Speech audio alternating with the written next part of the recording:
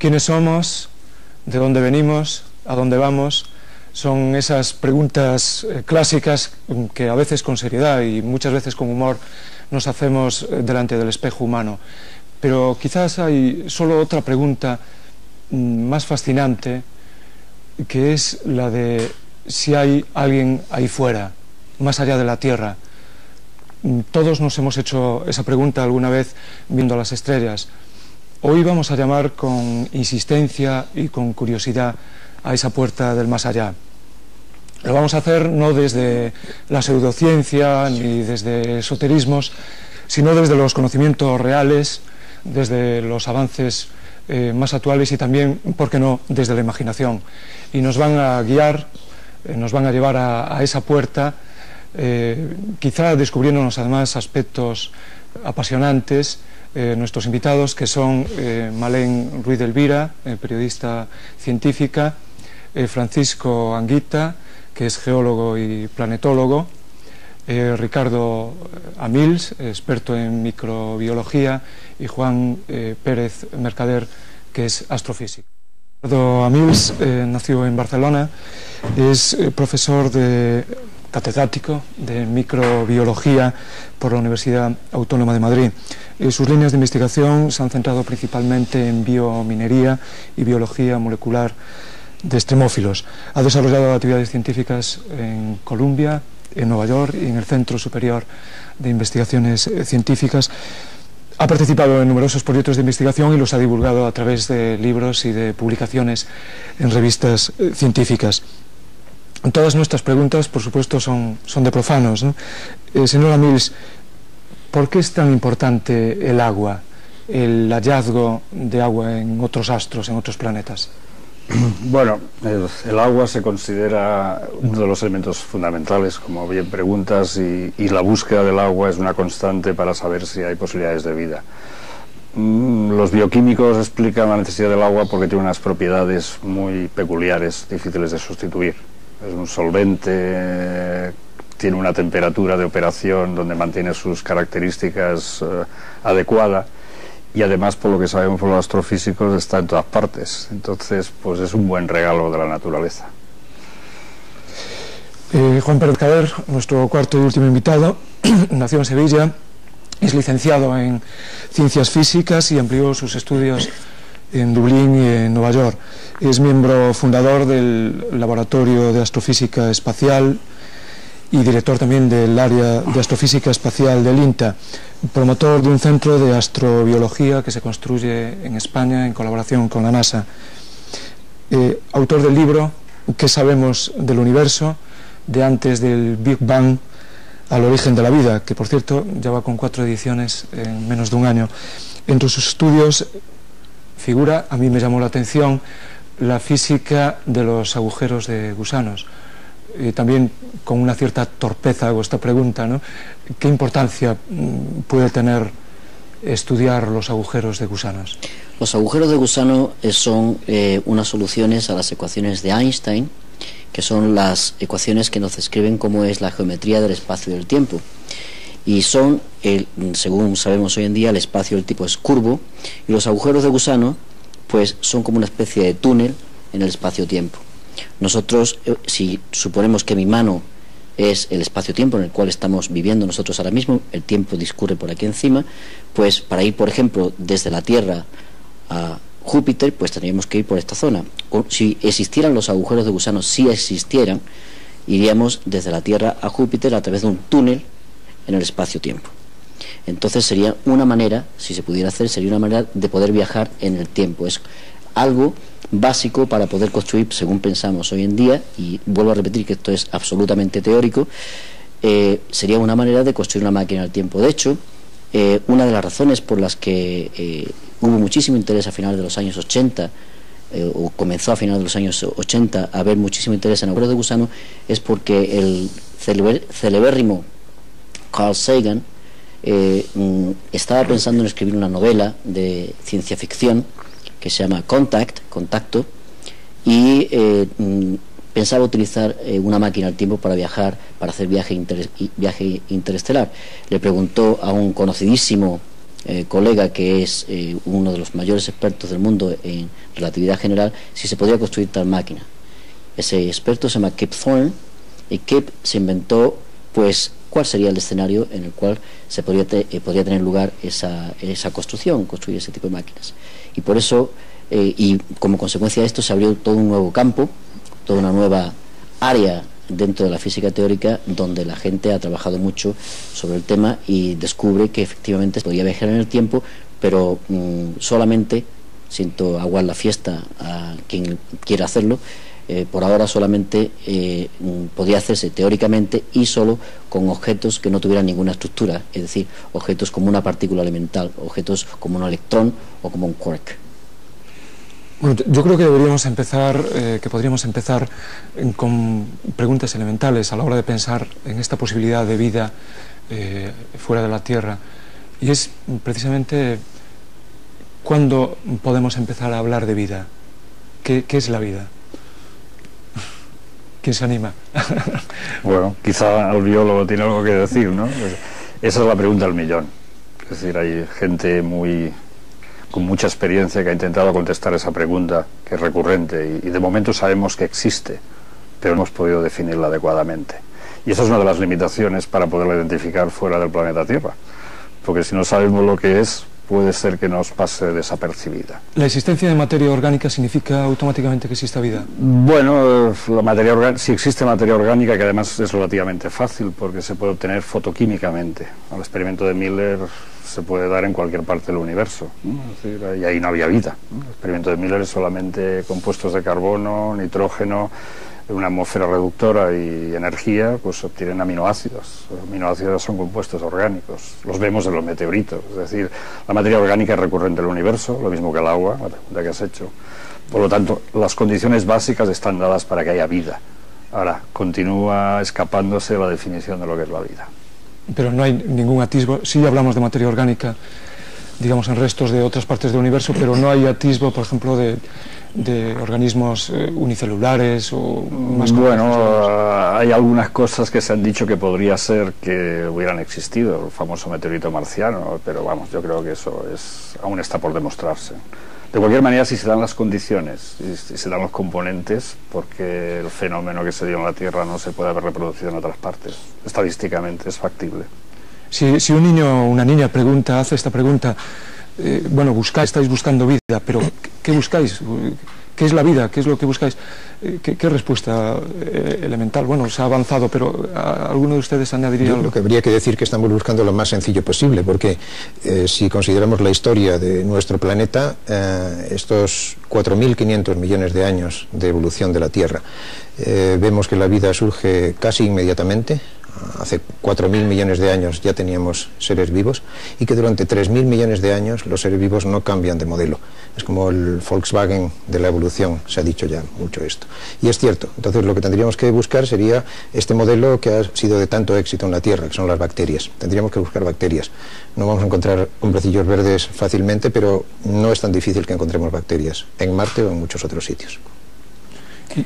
Pero yo plantearía ahora si es posible buscar vida que no esté basada en el carbono. Bueno, no sé, ¿te animas? Yo incluso antes de eso me gustaría, porque además nos lleva directamente a la pregunta de Malén, me gustaría terciar un momento para decir que realmente no sabemos qué es la vida, no tenemos una definición clara de qué es la vida. Uno pues me ve a mí y se supone que estoy vivo. Uno puede construir un programa de ordenador, una serie de instrucciones de ordenador que se comportan, tienen las propiedades de un ser vivo, es lo que se llama vida artificial. Pero sin embargo las instrucciones de un programa de ordenador no están vivas, o sea, no son verdad, no resuman nada, no se comportan como nosotros de cierta manera. ¿Cuál es la diferencia? No lo sabemos. Es una de las grandes preguntas que tenemos a final de este siglo. Y lo que sí sabemos, sin embargo, es que la vida en la Tierra, la única que conocemos, y es la que escribimos con V mayúscula, está basada en las leyes, es bioquímica, y está basada en las leyes de la física y de la química. Las leyes de la física, tal y como operan en la Tierra, son las mismas leyes de la física que operan en galaxias, lejísimos, galaxias que la luz tarda millones de años en llegar del sistema solar, de la galaxia al sistema solar. En cualquier confín del universo tenemos constancia indirecta, por supuesto, porque nadie ha ido ya a comprobarlo directamente, pero tenemos constancia indirecta de que las leyes de la física son las mismas. Por tanto, y engarzando con lo que comentaba el profesor Amirs y lo que comentaba el profesor Anguita, Ricardo y Paco Anguita, pues esperamos que el universo esté lleno de vida, pero no hemos encontrado en ningún sitio vida, tal y como la conocemos en la Tierra. La vida en la Tierra está basada en el carbono. La vida en otros sitios podría estar basada en otros elementos, pero no tenemos ninguna evidencia de cómo sería esa química, no tenemos ninguna evidencia, ni que yo sepa, nadie ha hecho ninguna simulación en ordenador todavía, de si la vida basada en el silicio, por ejemplo, o en azufre, pues pudiera conducir a algo que se comporte como un ser vivo en la Tierra. O sea, estamos hablando de realmente las fronteras de la investigación. ¿Y de qué hablamos cuando hablamos? La segunda parte sería de vida inteligente. ¿Dónde está, digamos, ese punto en que podríamos hablar de...? Yo creo que eso es más difícil todavía. La vida, porque la quiero decir, eso incluye, por ejemplo, vida animal que no sea la humanoide, digamos, hasta que... Sin duda hay inteligencia en los animales. No quiero hablar de los delfines específicamente, pero es evidente que hay una serie de pautas de comportamiento que hay que definir como inteligentes. Drake, el señor Drake, que salió antes de refilón con su famosa ecuación, la define como capacidad de comunicarse a través del espacio. Bueno, esta es una forma práctica, creo que no demasiado rigurosa, pero sí práctica, de definir la inteligencia. Es decir, si alguien puede construir un radiotelescopio y captar señales con él, que es para lo que sirven, entonces, bueno, esta especie tiene una capacidad de comunicación que habría que definir como inteligente. Ahora es evidente que hay inteligencias pretecnológicas que son otro campo no comunicable en principio. Precisamente en relación con la ecuación de Drake, ¿no? Una conclusión a la que llegó Carl Sagan en Cosmos es que, según estos cálculos, habría 10 civilizaciones inteligentes en nuestra galaxia, solo en nuestra galaxia, en la Vía Láctea. Ahora ya se habla de un mayor número de probabilidades, ¿no? Siguiendo esa ecuación. ¿Qué piensan ustedes? Realmente, porque me parece como demasiado sencillo, ¿no? A través de una ecuación decir, pues bueno, ahí tenéis, por lo menos hay 10 o 10.000 civilizaciones tan inteligentes como la nuestra. ¿Qué verosimilitud le dan ustedes a esa ecuación? Bueno, yo creo que la aplicación del cálculo probabilístico a este tema, pues es, digamos, se puede hacer. Ahora, ¿qué quiere decir? Pues yo no me atrevo a decir que existan ni 10 ni 15, simplemente que la posibilidad existe de que haya civilizaciones en un universo que se está demostrando que es enorme. El tema de, por ejemplo, cómo se puede detectar si existen, a mí me parece ya mucho más problemático. La captación de señales por radiotelescopios no lleva en funcionamiento creo que 30 años ya y no ha dado ningún fruto. Entonces creo que es el momento de tener nuevos ángulos de investigación, y que eso es lo que están ahora los científicos, intentando otras vías, que los que están aquí representan perfectamente estas vías y las pueden explicar, pero son desde la búsqueda de planetas fuera del sistema solar, que ya se han descubierto en los últimos años y que eso es posiblemente un hallazgo muy importante. El análisis de las primeras fases de la vida, de los primeros organismos, como decía Paco Anguita, y otras investigaciones, pero que relacionan la vida en la Tierra, las primeras etapas de vida en la Tierra, con lo que puede descubrirse en otros lugares del universo. Precisamente, yo creo que sí que es una buena cuestión. ¿Qué otros caminos, qué se puede hacer que no se esté haciendo en este momento, pero que se puede hacer? Es decir, con los medios tecnológicos con que contamos, ¿qué se podría hacer? ¿Hay, por ejemplo, suficiente inversión, suficiente dinero en este tema? Hay una especie, en inglés se dice awareness, una especie de concienciación por parte de científicos de muchas áreas. Yo soy físico, trabajo en astrofísica, trabajo en otras cosas de física y ahora me estoy metiendo en biología, y me pongo como uno más que se está interesando mucho en campos que están relacionados unos con otros. Hay una concienciación entre la gente que se dedica a la investigación a aplicar un poco nuestros conocimientos, a tratar de entender por qué estamos aquí, a tratar de dar respuesta a por qué estamos aquí. Hay un movimiento importantísimo en Norteamérica, un movimiento que en estos días se pone en marcha en Europa también, para tratar de generar una nueva disciplina cuyo nombre es astrobiología, que lo que trata precisamente es de dar respuesta a preguntas como las que estamos haciendo en este programa, y a preguntas como qué es la vida, existe vida en otras partes del universo, por qué existe esa vida, etcétera, pero aplicándoles el método científico a esas preguntas y a sus respuestas. Dinero hay poco todavía. No obstante, es dinero que va asociado a la investigación espacial, es dinero que va asociado, por ejemplo, al programa de Marte. El programa de Marte, de la exploración de Marte, que NASA tiene montado desde hace tiempo, que la Agencia Espacial Europea empieza a poner en marcha, que Francia está desarrollando muy intensamente. Ese programa, el motor principal que tiene es la curiosidad acerca de si pudo haber habido vida en Marte hace pues 2 billones de años, 2 billones americanos, o sea 2.000 millones de años, o 3.000 millones de años, o 4.000 millones de años, y si esa vida se parecía en algo a la de la Tierra, etcétera. Dinero hay poco, resumiendo, dinero hay poco, pero empieza a haber. Y además hay un aspecto muy importante, cómo se conecta astrofísica con geología, con bioquímica, con biología, con paleontología, con medio ambiente, con comunicaciones, con robótica. Empieza a haber muchísimo interés también por la industria, tanto de la informática como la industria biológica, de biotecnología. Y eso sin duda que en los próximos años haya un boom en este área. Pero está por ver, claro. ¿Qué peso puede tener, por ejemplo, el poder militar, ¿no?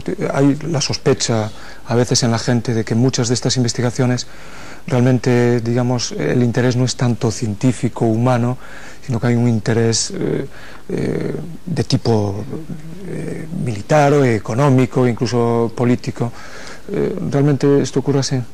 Yo creo que esto conecta con la respuesta muy nítida que dio Malén antes a la teoría de las conspiraciones, porque en las conspiraciones, aunque yo no sigo esa serie, creo que siempre hay algún militar por medio. o los marcianos están encerrados en alguna base militar. Bueno, esto es todo guiones malos de televisión, que yo sepa. Yo conectaría con algo que ha dicho Juan Pérez Mercader hace un momento, que me ha parecido interesante, sobre la concienciación, en la cual yo creo que aquí estamos representados todos los que debemos estar. Es por una parte el sistema educativo y por otra parte los medios de comunicación.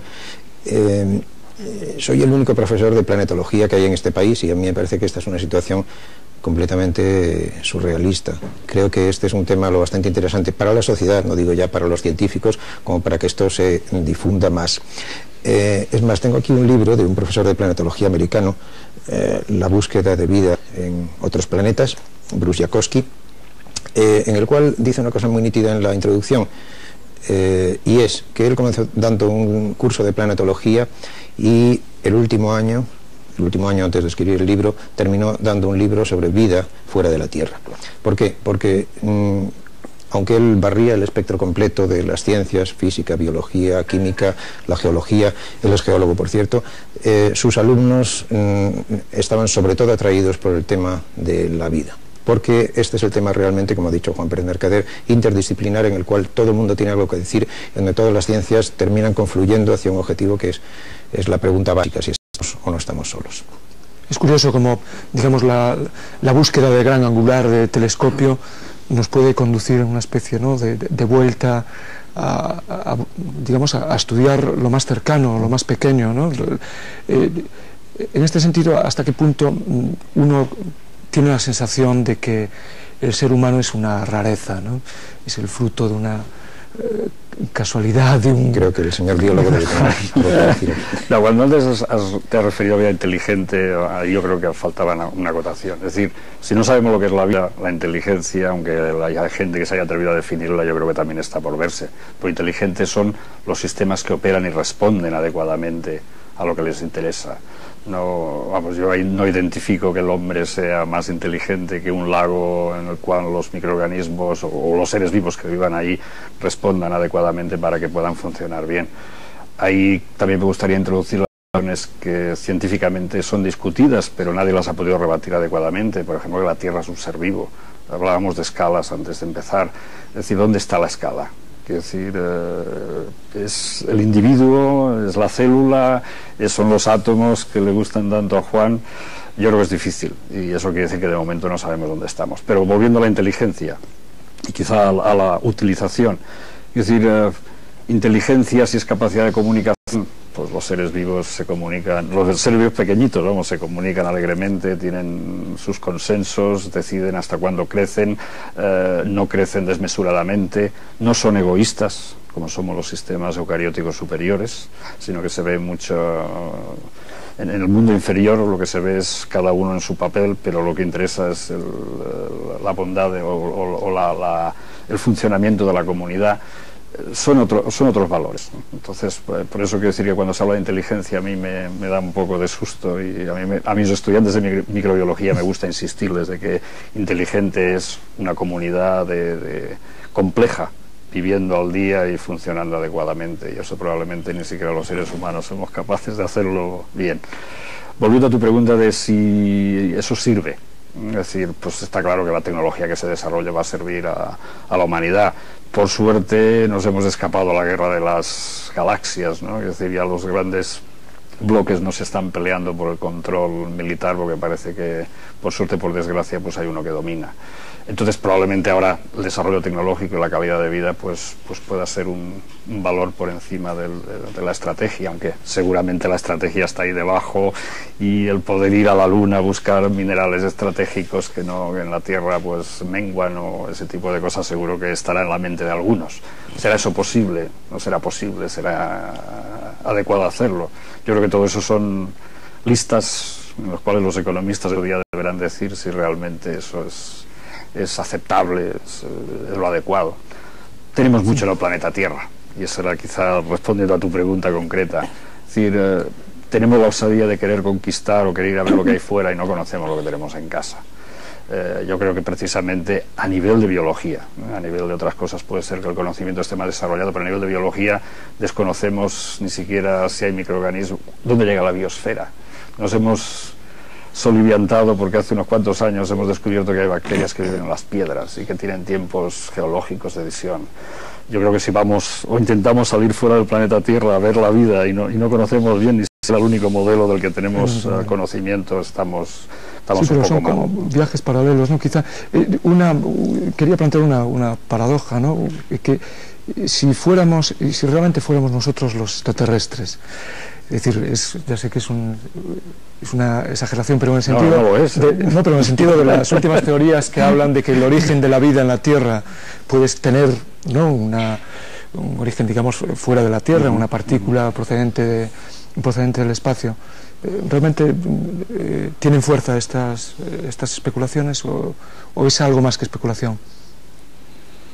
La teoría de la panespermia es muy antigua, es de finales del siglo pasado. Me parece que es de Berzelius, no recuerdo exactamente.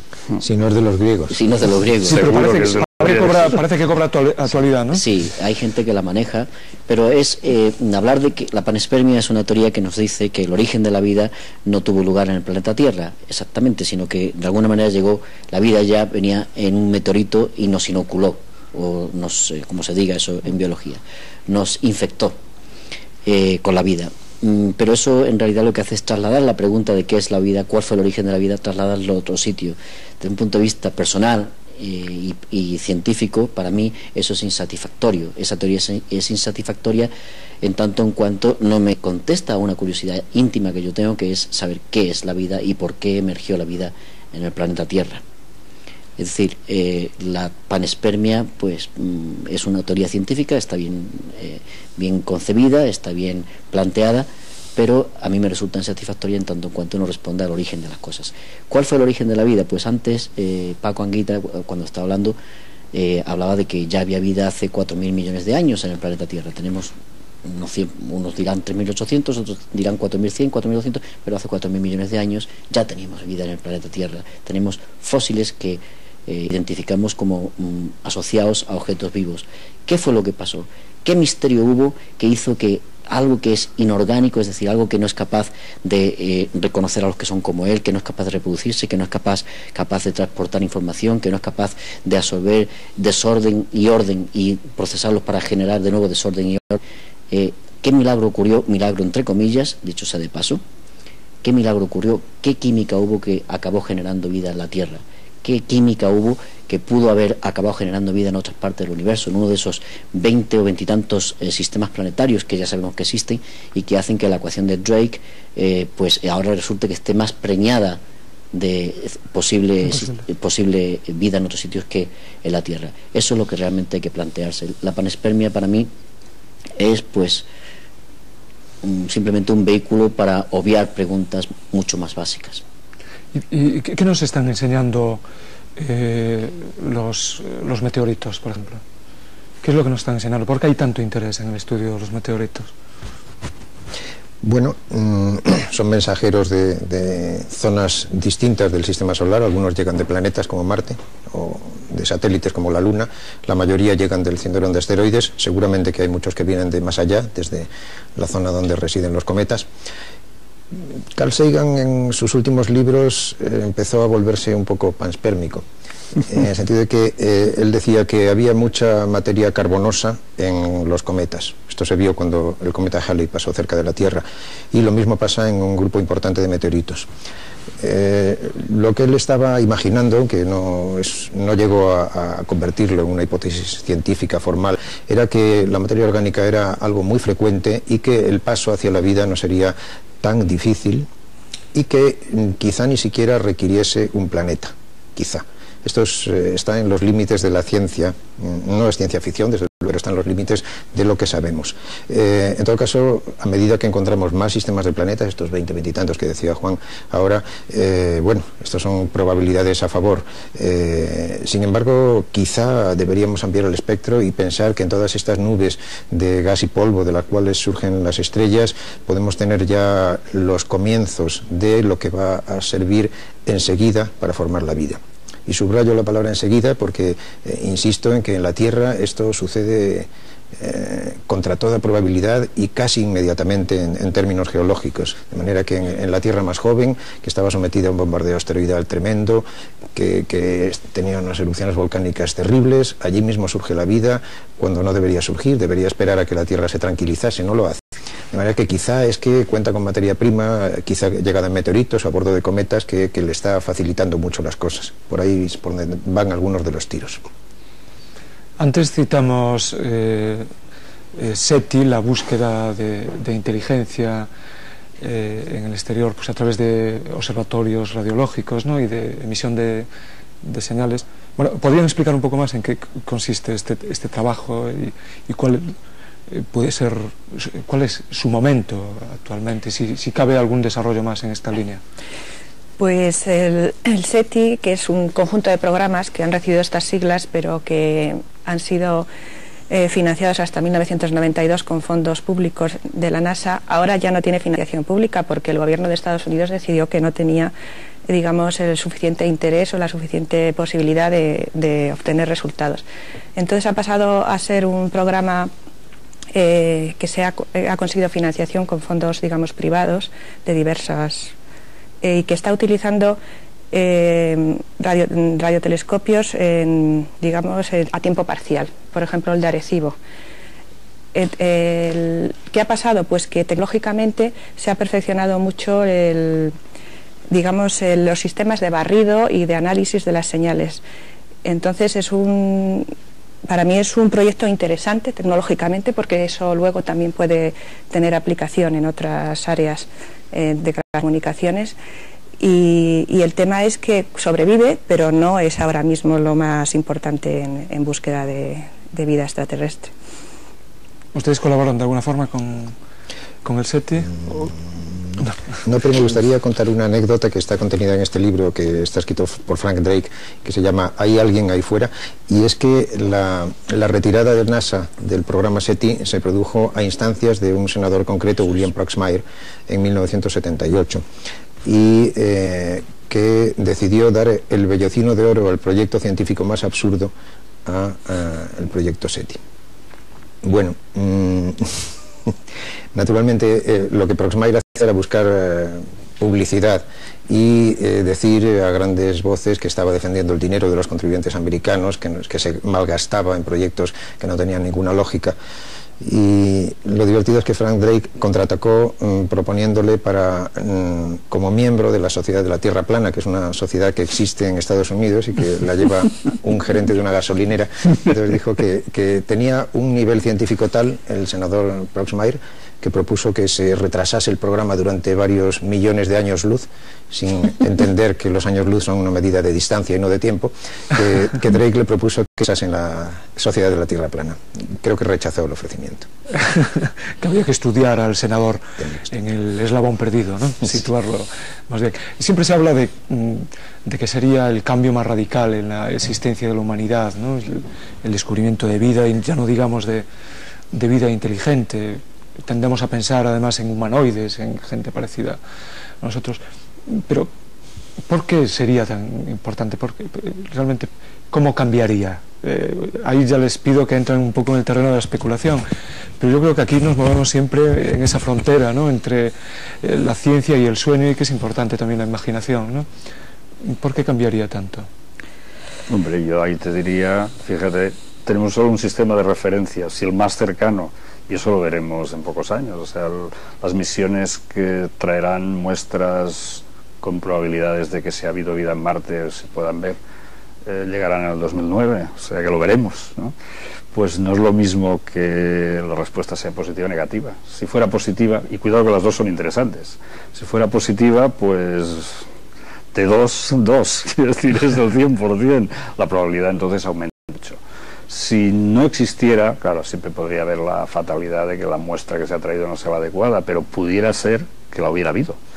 Y si la hubiera habido, pues habría que saber por qué desapareció. Y eso nos interesa mucho porque somos muy prepotentes pensando de que la vida es fuerte, pero la vida, esa vida que conocemos, no necesariamente esa inteligente que está asociada a la raza humana, que es muy tenue, vamos a decir, que no es demasiado fuerte. Si cambiaran las condiciones del planeta, seguramente desapareceríamos. Por eso pienso de que a nivel estadístico, con un experimento que estamos ya ayudando a desarrollar, algunos con la esperanza de que esas muestras lleguen, otros técnicamente trabajando en la idea de que eso sea factible, pues nos podrá responder en tiempo real, vamos a decir, dentro de muy pocos años, a esa duda metafísica que hemos tenido siempre, porque yo creo que desde que el hombre es hombre, y probablemente hasta los animales, siempre han mirado al espacio y han preguntado qué era eso y si estamos solos y todo ese tipo de cuestiones básicas. Cuando pensamos en todo esto, evidentemente se le da mucha importancia a la ciencia, y más bien tiende a apartar o a recomendar que se aparte lo que son las creencias, las religiones, las filosofías, porque pueden ser un estorbo y tal. Pero efectivamente, sí, tenemos comprobado que pueden ser un hándicap, pero Darwin, cuando salió en el Beagle, su intención era demostrar la literalidad de la verdad de la Biblia, y volvió con una respuesta que desmentía todo esto, ¿no? Quiero decir que el tener también, por ejemplo, una idea de un Dios arquitecto supremo, o una visión poética del mundo, aparte de ser un obstáculo, también puede ayudarnos quizá a ir a horizontes que no iríamos, digamos, solo guiados por la ciencia. La ciencia y las creencias religiosas pertenecen a dos ámbitos completamente diferentes de la manifestación humana. Las creencias están basadas en un tipo de experiencias que tiene alguna gente, experiencia no en el sentido experimental, sino en el tipo como ellos se sienten o como nos sentimos ante determinados fenómenos, ante fenómenos naturales, me estoy refiriendo a fenómenos que son visibles. La ciencia está basada en el método científico, está basada en hacer un experimento en determinadas condiciones, volver a repetir ese experimento en las mismas condiciones y comprobar que los resultados son compatibles con las condiciones en las que se han hecho los dos experimentos. Cuando no se puede manejar el instrumento, lo que se está estudiando, entonces se recurre, se llama observación en lugar de experimentación, y se recurre a pues triquiñuelas, entre comillas triquiñuelas porque no son triquiñuelas, están muy bien fundamentadas desde el punto de vista epistemológico. Se recurre a triquiñuelas, de nuevo entre comillas, que nos permiten aplicar el método científico a la observación. Las creencias no permiten hacer esto. Las creencias pues es algo que reside en el interior de nuestra mente. Yo no sé exactamente dónde reside, cómo reside, todos tenemos creencias. Yo no tengo creencia religiosa, pero en el sentido tradicional, o sea, es mi propia... yo soy ateo, pero sin embargo procuro ser lo mejor posible con mis semejantes, con los seres humanos. Procuro comportarme lo más decente posible con los demás. Eso no quiere decir que digo esto como queriendo defender que ser ateo no quiere decir ser mala gente. No, sí, las religiones fueron causa de muchas guerras, eso. Pues sí, pero siguen siendo. Pero yo creo que no es que los científicos nos resistimos muchos de nosotros nos resistimos mucho a poner los dos planos, el científico y el de las creencias, y el del espíritu, ponerlos al mismo nivel, porque por lo menos yo dentro de mí mismo, y esta es mi opinión muy personal, los procuro separar al máximo. Pero debe ser difícil esa esquizofrenia, ¿no? Yo, que no soy científica, creo que lo que tú ibas también preguntando es cómo ajustamos lo que vamos descubriendo, lo que se va descubriendo, con la percepción de la histórica que tenemos a través de las religiones y las tradiciones de nuestro pasado, de lo que ha pasado en nuestro pasado. Entonces, yo al hacer todo, digamos, al escribir el libro que he estado haciendo sobre lo que ha pasado, digamos, en el siglo XX, de una manera muy ligera y muy divulgativa, pero lo que me he dado cuenta es que gran parte de los avances tienen que ver con la historia, pero no con la historia como nosotros la consideramos normalmente, sino con la historia de la Tierra. O sea, ya sabemos muchísimo más que en 1900 sobre qué ha pasado en la Tierra, la historia de la formación y evolución de la Tierra, la historia de la formación y evolución de la vida en la Tierra, y también la historia de la evolución del hombre en la Tierra. Entonces hemos hecho tantísimos descubrimientos este siglo y luego la historia de la evolución y el nacimiento del universo también. Entonces todo esto es nuevo, todo esto ya está cambiando nuestra percepción. En el caso, por ejemplo, del Big Bang, de la gran explosión que se supone que dio origen al universo, pues esto se ha relacionado inmediatamente con con el Génesis y con la religión, con las religiones, pero en otros casos no tiene nada que ver, ¿no? Pero sí que nos ha dado a nosotros una visión que no teníamos antes de nuestra propia historia. Me gustaría añadir algo sobre el método científico que comentaba Juan antes. Hay algo que no queda recogido en los manuales sobre el método científico, que es la intuición. Y esto creo que lo tenemos en común con las personas religiosas, entre las cuales yo tampoco me cuento. Estamos buscando vida en el universo guiados por una intuición, no exactamente por el método científico. ¿Pueden las personas religiosas compartir esta intuición? Seguramente pueden. Para ellos habrá habido múltiples creaciones divinas o como se apañen.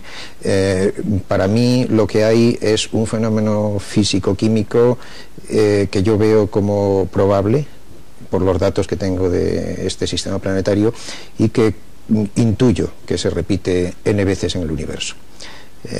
Pero no estoy guiado exactamente por los datos, y antes Malén hablaba de probabilidades, sino más bien por esta probabilidad, una cierta creencia de que esto no es excepcional, porque no debe serlo, porque sería anticientífico que la Tierra fuera un lugar excepcional del universo. Hay una teoría incluso que tiene cierta ironía, ¿no? Cierto humor, que es tanto espacio no puede estar despilfarrado, digamos. Contacto. Pero también planteando y siguiendo con esa línea de humor, podríamos pensar que efectivamente que han estado aquí y que no les ha gustado lo que vieron. Me extraña. No, pero eso sí que quizá nos lleva a un tema serio, que es la cuestión de el tener más tecnología, más inteligencia, ¿no? Supone también que desde el punto de vista biológico también más capacidad de depredación, que el hombre es más depredador y que cada vez lo va a ser más. Hablamos de conquista del espacio, por ejemplo. No, bueno, a nivel del espacio lo tendremos que ver, pero si nos miramos en el espejo y vemos lo que estamos haciendo, yo creo que ahí hay suficientes cosas para preocuparnos. Sí, es cierto. Los eucariotas superiores supuestamente inteligentes somos depredadores y estamos destrozando nuestra casa, nuestro planeta. Hablando de cosas interesantes que me gustaría subrayar desde el punto de vista de la microbiología, no lo vemos en los pequeñitos. Es curioso, ¿no? Es decir, parecería ser que esa inteligencia se ha desarrollado para dominar y no para dejar que las cosas fluyan. No sé qué quiere decir, o sea, no intento darle ningún nombre, pero bueno, eso es curioso. Eso es curioso y a lo mejor es una tendencia inevitable. Es decir, si uno domina, a lo mejor le cuesta mucho ser generoso y dejar que todas las tendencias puedan progresar. A mí me preocupa porque son preguntas que me hacen los estudiantes y no sé responder. Yo solo sé que el mundo microbiano no es egoísta. El famoso gen egoísta que se habla tanto de los sistemas superiores no se ve en la parte inferior. Es una casualidad, no tienen por qué serlo. En realidad las mismas leyes de la biología aplican a los grandes y a los pequeños, es decir, que ellos también tienen que sobrevivir, son muchos, se multiplican muy rápidamente. Es otra dinámica distinta. Y bueno, claro, si eso lo extrapolamos, es decir, el día que hayamos destrozado el planeta Tierra tendremos una necesidad de ir a otro y colonizarlo y exprimirlo. Ese es un poco el miedo que da la ciencia, ¿no? Que parecería ser que no estamos utilizando esa inteligencia para por lo menos tener la casa en buen estado de revista y ser un poco más felices. Sí, Ricardo, eso extrapolado es una noción temible, porque una especie súper adelantada será una especie predadora si esto vale como extrapolación. Es decir, que si han llegado a colonizar planetas en la galaxia, quiere decir porque necesitan ir devorando planetas uno tras otro, ¿no? Podía ser... Pero eso responde a la imagen que se tiene de los extraterrestres como agresores. En ciencia ficción, ¿no? O sea, son personajes temibles, son seres que vienen a hacer el mal normalmente. Pero los más temibles, dentro también de las películas de ciencia ficción y de los relatos, son precisamente aquellos que más se parecen al hombre, ¿no? Al ser humano. Bueno. Porque yo veo que los niños se ríen cuando un extraterrestre tiene aspecto de pulpo, pues los críos se ríen, pero si tiene aspecto de hombre ya mete más miedo, ¿no? Sí, pero eso responde a nuestras propias imágenes. La proyección, claro, es una proyección humana. Pero bueno, ya en serio lo que sí se puede, es muy difícil situar el origen de la vida, pero sí que se pueden hacer cálculos más o menos exactos del fin de la vida en la Tierra. Y no quiero ser apocalíptico, pero sí que es algo que científicamente se puede establecer más o menos, ¿no? Muy más o menos. Hay cálculos unas enormes. Está lejos. Está lejos. Nada. Yo creo que la evolución de los ecosistemas es una cosa que no está muy clara en qué momento pueden, digamos, despeñarse, o sea, dejar del estado de equilibrio, y eso es lo que estamos viendo ahora con el cambio climático, ¿no? Hay un estado de equilibrio, se supone, climático, y la discusión es si en algún momento ese estado de equilibrio se rompe, ¿qué pasará? Si es poquito a poco o será completamente distinto, ¿no? Pero en fin, de esto sabe Ricardo mucho más. Pero hay el informe catastrofista de Sagan, cuando los pacifistas intentaron hacer un panorama de cómo sería el día después de una guerra mundial, vamos, de una guerra atómica. La verdad es que es notable, ¿no? Y ahí no quedaría nadie para contarlo, solamente los pequeñitos, que probablemente podrían escapar la radiación o estarían... O sea, la vida no desaparecería. No, esa noción interesante, la vida permanece, lo que pasa que desaparecerían los, entre comillas, más inteligentes, lo cual es muy curioso, ¿no? Lo que sí podemos decir con certeza, cuidado, lo que sí podemos decir es que dentro de 5.000 millones de años o algo así, que es un tiempo parecido al que, como hizo notar nuestro geólogo hace un rato, nuestro planetólogo hace un rato, es un tiempo parecido al que ya lleva la Tierra en existencia, pues dentro de unos 5.000 millones de años, el Sol, por las características que tiene, esto lo sabemos porque lo hemos comparado con otras estrellas, el Sol empezará a sufrir un proceso en el que crecerá de tamaño, debido a su propia dinámica, empezará a crecer de tamaño, engullirá a los planetas cercanos y a la Tierra, no nos quepa la más mínima duda, que nos evaporará, y por tanto desaparecerá de aquí todo lo que hay. A esto a mí se me ocurre un chiste que no es un chiste mío, es algo que alguien me preguntó una vez. Dije, dentro de 5.000 millones de años. ¿Y cuánto has dicho? Y dije, 5.000 millones de años. Y dice, menos mal, porque me creí que habías dicho dentro de 50 millones de años. O sea, la Tierra está condenada a desaparecer dentro de 5.000 millones de años más o menos, y el sistema solar pues sufrirá cambios muy importantes. Desaparecerá casi con toda certeza. El universo en sí es muy posible que desaparezca. Si no desaparece de una manera, acabará desapareciendo de otra, por lo que conocemos con la ciencia contemporánea. aparecerá, pues desaparecerá dentro de 10 elevado a 90 años o dentro de 10 elevado a 100 años. Eso es 10 elevado a 90 es un 1 seguido de 90 ceros. Años es muchísimo tiempo. En esas mismas, digamos, en esas mismas formas de poner las fechas, el universo tiene del orden de 10 a la 10 años. O sea, el universo pues está condenado a desaparecer y convertirse en algo muy frío, lo que conocemos. Bueno, no vamos a hablar de ese lejano funeral, ¿no? Más, sí que hay un tema importante, yo creo, que nos quedó por hablar, que es un problema básico, que es digamos, el tema de la velocidad, de los viajes, ¿no? La cuestión aunque sea en teoría, hoy se habla ya de otra forma, cabe la posibilidad de acercarse a la velocidad de la luz por parte del ser humano, o sigue siendo una hipótesis imposible. Bueno, me parece que quizás deba hablar yo un poco para abrir el terreno. Toda la experiencia que tenemos, excepto en un cierto tipo de experimentos que ponemos ahora en su marco conceptual dentro de un momento, toda la experiencia que tenemos es 100%, menos esos experimentos que voy a comentar en un momento y que son muy especiales y los describiré dentro del contexto. Toda la experiencia que tenemos es compatible con el hecho de que la velocidad máxima que puede adquirir un objeto material en el universo es la velocidad de la luz. La velocidad de la luz son 300.000 kilómetros por segundo. Si la luz pudiera girar alrededor de la Tierra, así, dando vueltas, le daría 7 vueltas y media a la Tierra en un segundo. O sea, es una velocidad extremadamente alta y solo la pueden adquirir objetos solo pueden llegar a esa velocidad objetos sin masa. Esa hipótesis de que la velocidad de la luz es la más alta que se puede adquirir, a la que puede llegar un objeto en el universo, un objeto que maneje energía en el universo, está en la base de lo que se llama la teoría especial y la teoría general de la relatividad de Einstein, y están contrastadas sistemáticamente en los relojes atómicos, en aceleradores de partículas, en el GPS que manejamos con tanta precisión, etcétera, etcétera. Eso es un hecho.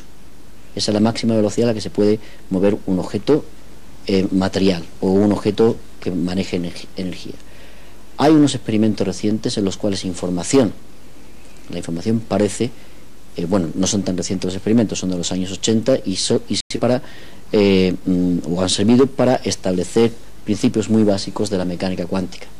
Hay experimentos en los que parece que la información se mueve a velocidades superiores a la de la luz, pero es información nada más. Ciertos aspectos de la materia cuántica parece que se mueven a velocidades superiores a la de la luz, pero eso, de ahí a transportar esa experiencia o esos experimentos a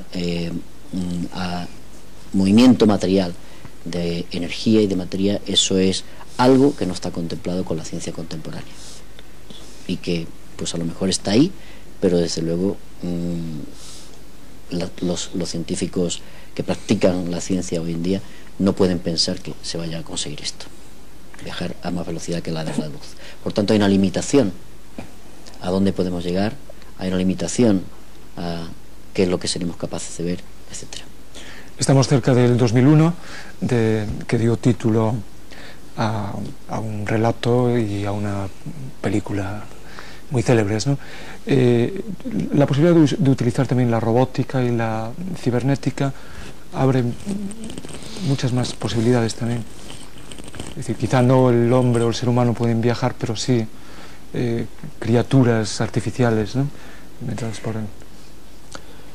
Bueno, en la exploración del sistema está claro que los robots ganan por goleada a los tripulantes humanos. También es cierto que la épica del viaje humano es algo completamente diferente y que será siempre recibida con mucha mayor expectación. No tenemos que ver más que comparar el programa Apolo con lo que ha seguido después, y a pesar de que los logros científicos han sido enormemente mayores en la exploración robótica, el hombre viajando es algo que está en nuestros genes, creo, y creo que va a seguir siendo así. Pero lógicamente esos viajes son mucho más exigentes en cuanto a capacidad de mantenimiento de vida, entrenamiento de tripulaciones para que no se vuelvan locas y para que vivan en hábitats reducidos durante años. Ingravidez, hay mucho más que resolver en ese campo, ¿no? Desde luego los robots nos pueden hacer el trabajo de muestreo, que decía Ricardo Mills antes, y de exploración científica preliminar perfectamente. Y creo que cada vez mejor, y Pathfinder lo demostró perfectamente, como una especie de juguete. Fue capaz de analizar rocas y sobrevivió durante semanas, y creo que la Mars Polar Lander, que va a aterrizar ahora en diciembre, hará un trabajo estupendo sin necesidad de una inversión enorme, que es quizá el problema. Yo aprovecharía, aprovecharía para recordar que dentro del sistema solar están en marcha proyectos de investigación, de descubrimiento en Marte, como ha dicho Paco Anquita, y también en Europa y en Titán, que no los hemos citado, pero que se supone que son, digamos, cuerpos celestes que son especialmente interesantes, que nos podría quizá explicar un poco qué es lo que se espera encontrar en Europa y en Titán. ¿Qué se espera encontrar en Europa y Titán? Se espera encontrar bacterias. Europeos. Los animales preferidos, o los bichos preferidos. Bueno, situemos primero Europa y Titán, porque quizá Europa es una luna. No, quería que sí, contaras primero qué es Europa y qué es Titán. Sí, bien. Bueno, se trata de satélites, Europa orbitando en torno a Júpiter y Titán orbitando en torno a Saturno, ambos con un interés exobiológico, con raíces diferentes. En Titán se está pensando desde hace mucho, y una de las cosas que Carl Sagan lamentó morirse sin ver fue la exploración de Titán, porque él desde el principio había predicho que habría un efecto invernadero y que las condiciones en la superficie del satélite podrían ser parecidas a las que pudo haber en la Tierra en el inicio, cuando la vida se formó, es decir, mucha materia carbonosa y quizás síntesis interesantes en este mundo prebiótico. La verdad es que la temperatura no es muy alentadora, porque son del orden de 178 bajo cero, me parece, pero bueno, a lo mejor lo pueden hacer más despacito. Y además las bacterias viven en cualquier sitio. En cuanto a lo de Europa, es algo mucho más reciente, y esto está, los medios habéis hecho un trabajo magnífico en divulgar esto. Se ha descubierto un océano de agua subterráneo, y esto es lo que se va a explorar. Hay un modelo terrestre muy bonito, un lago antártico bajo el hielo, el lago Vostok, cerca del centro de la Antártida Oriental, que va a servir un poco de banco de pruebas para la exploración de Europa. Y se van a introducir penetradores completamente estériles para no contaminar el agua, y se va a ver si las famosas bacterias son capaces de todo, y por tanto de vivir allí casi en oscuridad total, en ausencia de contacto con la atmósfera, sin fotosíntesis, y si pueden, que es muy posible que puedan, seguro que pueden estar también esperándonos en Europa. Pero tú das por hecho que existe el océano, ¿sí? Los indicios que veo son muy alentadores. Son alentadores. Espero que exista. Sí, ahí vamos a ponernos de parte de la imaginación también, ¿no? Por cierto, la imagen, digamos, que tenemos la gente normal es del universo, se habla mucho del caos, ¿no? Imagen del mundo que no tiene, digamos, que no responde a un diseño superior, por lo que parece, ¿no? Cada vez se parece más a eso, un caos. En cambio, contemplando las imágenes, contemplando el cielo estrellado, pensando en esos descubrimientos de que alrededor de cada sol puede haber uno o varios planetas, más bien llegamos a una imagen de una cierta composición, de una cierta armonía, ¿no? Es así. Eso le toca a Juan. Bueno, incluso de una hermosura evidente, ¿no? Eso es evidente, nada más que hay que vernos a nosotros. De hecho, eso engarza un poco con el apostillamiento, la presencia del caos engancha con el apostillamiento que Malén le hacía a Paco respecto, ¿crees que hay un océano en el interior? ¿Tú realmente te crees que hay un océano en el interior de Europa? El caos tiene algo que ver con esto, y es de la siguiente manera. Europa efectivamente es un satélite de Júpiter que tiene una gran cantidad de agua en su superficie sólida, hielo. Sabemos, tenemos datos de que ese hielo está cuarteado, sabemos que hay sales, que incluso hasta agua oxigenada que está por allí, en la superficie.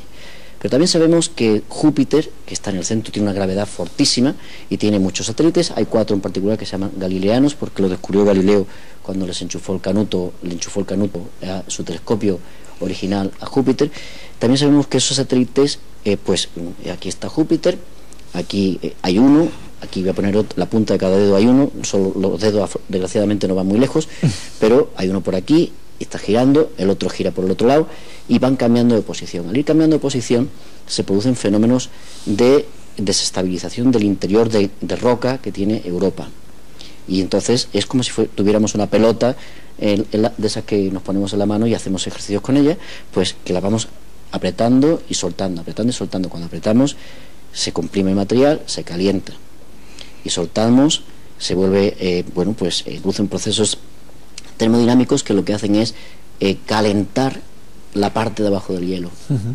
Y eso pues nos dice, probablemente el hielo esté fundido en esas zonas, y es una de las bases fundamentales por las que se piensa que quizás haya un océano allí abajo. No lo ha visto nadie hasta que lo mire, pero las simulaciones por ordenador nos hacen pensar que así es. Y lo que hace que realmente se caliente y se enfríe ese núcleo de Europa está relacionado con la existencia de caos en fenómenos gravitatorios. Desde finales del siglo pasado, con trabajo hecho por Poincaré, un gran físico matemático, un gran físico y también divulgador, dicho sea de paso, francés, se sabe que sistemas en los que hay más de dos cuerpos en interacción gravitatoria pues deben de mostrar ciertas condiciones que se denominan desde los años 60 o desde los años 70 u 80, no recuerdo exactamente desde cuándo, de este siglo, se denominan caóticos. Pero en realidad lo que consiste es en decir que hay una cierta impredictibilidad del futuro. El universo, donde se generan estructuras, donde se generan cosas, vive en un límite entre ese caos extraordinario y un orden extraordinario. La vida, algunos la definen como, dicen, vida en la frontera entre el caos y el orden. El caos parece que de alguna manera lo permea todo, pero a la vez hay orden que se genera. ¿Por qué es esto? Yo creo que nadie tiene la respuesta. Y yo me quedo ahí. Bueno, es un buen punto para acá, ¿no? Únicamente me gustaría terminar con una cuestión, en fin, que es una pregunta también muy espontánea, muy personal. Si llegara esa señal, esa presencia que tan ansiosamente esperamos, y pudiéramos comunicarnos pues con un ser inteligente, ¿cuál sería la primera pregunta que se les ocurre a ustedes que harían? ¿Cómo lo han conseguido? Tuvieran que tener la patente y que no te va a dar cuenta. También podemos preguntar qué tiempo hace por allí, ¿no? Bueno, pues muchísimas gracias. Creo que nos han hecho pasar un buen y sobre todo interesante rato, ¿no? En el siglo XVI, Giordano Bruno decía que existen innumerables soles, innumerables planetas alrededor de esos soles, y que por lo tanto deberían existir criaturas inteligentes habitándolos. Los dos primeros supuestos, y además contracorriente, se han cumplido, de los dos primeros supuestos de Bruno, y esperemos, por lo menos estamos a la escucha de que se cumpla el tercero. Por nuestra parte, siempre habrá para esos extraterrestres forasteros, siempre habrá aquí una canción, un vino y algo que comer. De alimentación vamos a hablar en nuestro próximo programa. Somos lo que comemos. Muchísimas gracias a ustedes por su compañía, a nuestros invitados, y desde el Faro, felices sueños.